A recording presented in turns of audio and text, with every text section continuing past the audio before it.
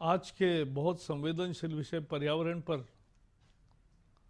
यहाँ इकट्ठा हुए सभी भाइयों और बहनों, छात्रों और सभी सम्माननीय अतिथिगण, सबको मेरा नमस्कार। मैं एक पहेली से शुरू करता हूं कि दिल्ली में अभी बहुत हवा खराब है। यह सच है, यह हमारे लिए चुनौती है। दिल्ली में 450 से भी अधिक इतना सीवियर पोल्यूशन का एयर क्वालिटी इंडेक्स है, लेकिन उतना ही ट्रैफिक, उतनी ही आबादी, उतने ही इंडस्ट्रीज और उतना ही कचरा होकर भी बंगलोर में एयर क्वालिटी इंडेक्स 90 है, मुंबई में 120-125 है, हैदराबाद में 150 है, चेन्नई में 100-125 है। तो ये क्यों होता है? दिल्ली में ऐसा क्या है कि उतनी आबादी के, उतनी ट्रैफिक के, उतने कचरे में, उतने इंडस्ट्री के अन्य शहरों की तुलना में यहां बहुत ज्यादा प्रदूषण है? क्या कारण है? There are 3 reasons which are special to Delhi. The dust. Dust has become a predominant factor in Delhi pollution.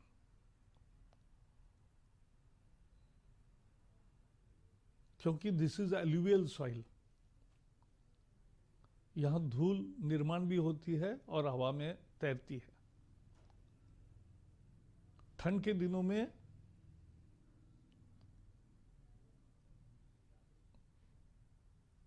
Himalaya से ठंड हवा आती है और सारी नदियों से मॉइस्चर बाहर आता है सुबह, और उस समय हवा नहीं बह रही है। तब जाके सारी धूल के कण, PM 2.5 के कण बनकर एक प्रदूषण की लपेट है। और तीसरा कारण है पराली।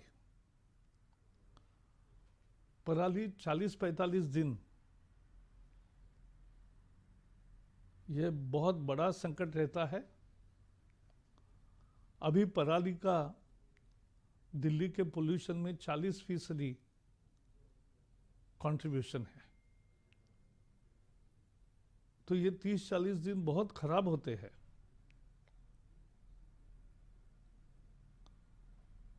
ये 3 अलग कारण है जो अन्य बंगलोर में, मुंबई में, चेन्नई में नहीं है। और वहाँ हवा है। इसमें एक फैक्टर है टोपोग्राफी या ज्योग्राफी, वो हमारे हाथ में नहीं है। आज भी दिल्ली में हम देखते हैं, हवा अगर अच्छी चली तो कोई प्रदूषण नहीं रहता। हवा नहीं चली कि बहुत बिगड़ा हुआ प्रदूषण होता है। लेकिन ये हिमालय की ठंडी हवा, ये मॉइस्चर, ये धूल, ये प्राकृतिक विशेषताएं हैं और इसको हम सीमित तरीके से ही काम कर सकते हैं। We must understand this aspect. लेकिन ऐसा नहीं, मनुष्य चुप नहीं बैठ सकता, काम कर सकता है।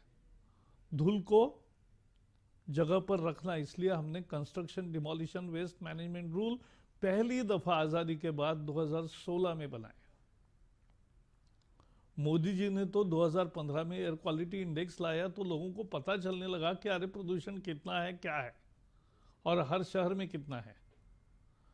मैं सभी छात्रों को कहूंगा कि आज घर जाकर तुरंत अपने कंप्यूटर में, अपने फोन में समीर ऐप डाउनलोड करें, SAMEER, समीर।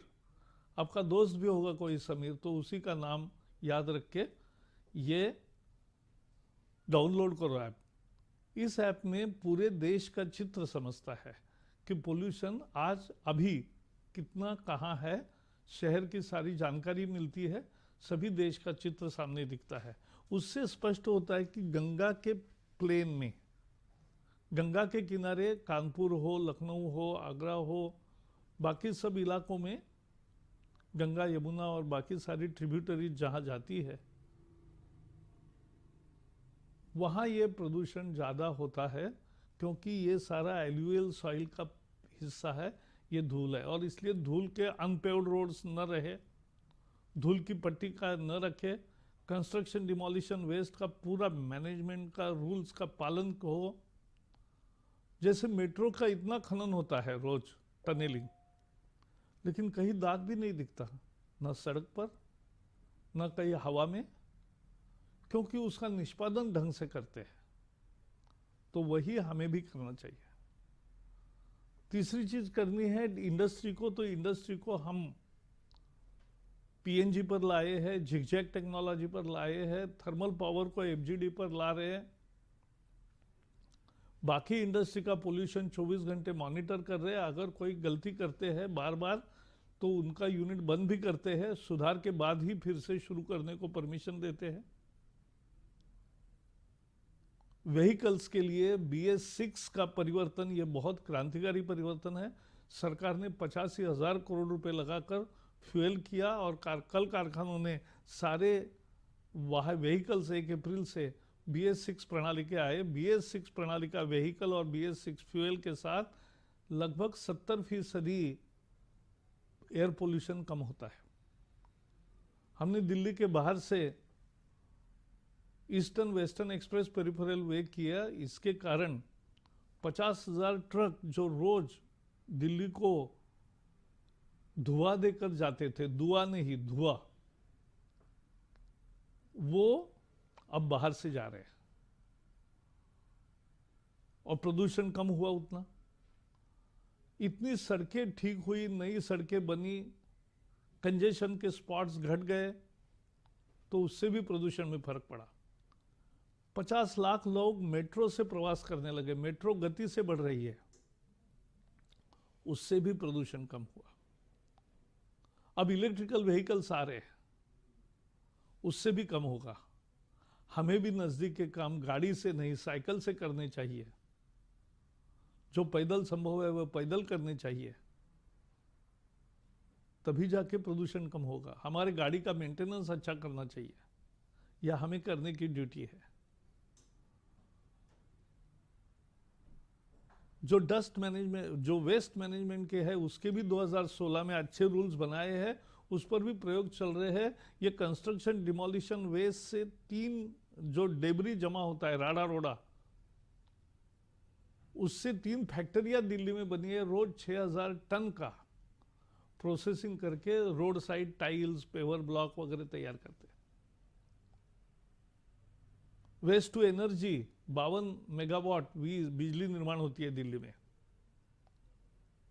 तो ये भी प्रयास बढ़ाने चाहिए सभी जगह। लेकिन जैसे मैंने कहा, सब कुछ रोक के अगर गाड़ियां रुक जाएगी तो व्हीकलर पोल्यूशन रुक जाएगा, लेकिन फिर गाड़ी नहीं होगी तो जीवन कैसे होगा अपना? स्कूल कैसे जाओगे?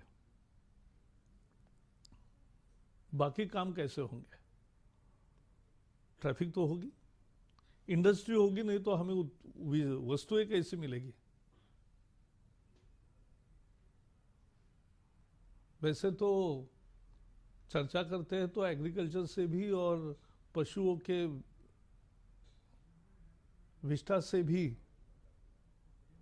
प्रदूषण होता है, लेकिन इसके लिए सब नहीं रोक सकते हैं।